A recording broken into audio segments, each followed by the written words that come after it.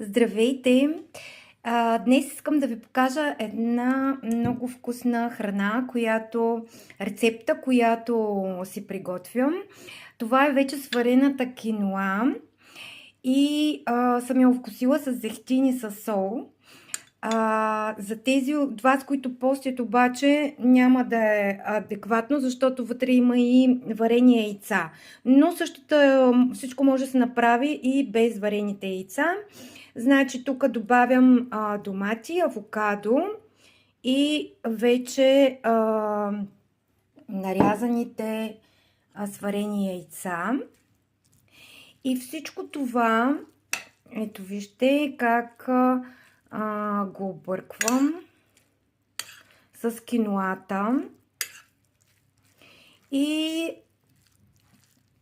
ще преценя дали още да си го вкуся, дали ще искам да сложа още малко лимон.